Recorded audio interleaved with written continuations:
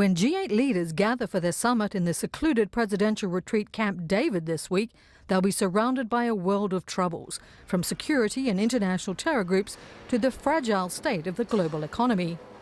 Initial plans had the leaders of the United States, France, Britain, Italy, Germany, Canada, Japan and Russia meeting in Chicago just before a NATO summit.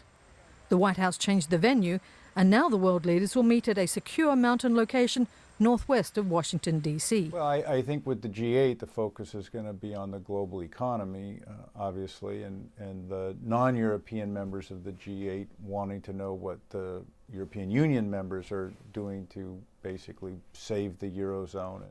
Experts say there is a high value in holding these meetings face-to-face, especially when new leaders join the G8 club. Well, what's going to be very interesting is there will be a new French president. And I think Germany obviously is worried from the campaign statements he's made that there's a divergence on austerity versus growth.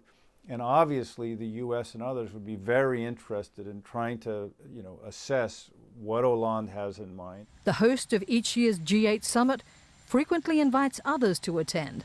This year, the Obama administration has invited 4 African leaders to discuss food security.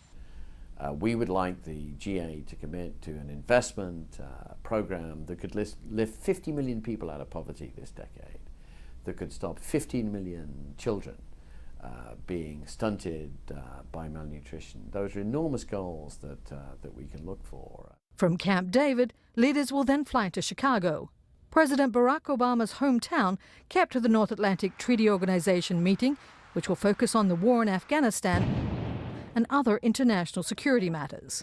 Carnegie's George Perkovich says all of the NATO countries are trying to remove their combat forces from Afghanistan as quickly as possible. So then the question is, in what form do you stay? What form do you demonstrate that, unlike after the Soviet Union left Afghanistan, the West isn't going to leave and create the kind of vacuum that then produced the Taliban and al-Qaeda. Protest organizers say the split venues for the G8 and NATO summits were designed to keep their numbers down.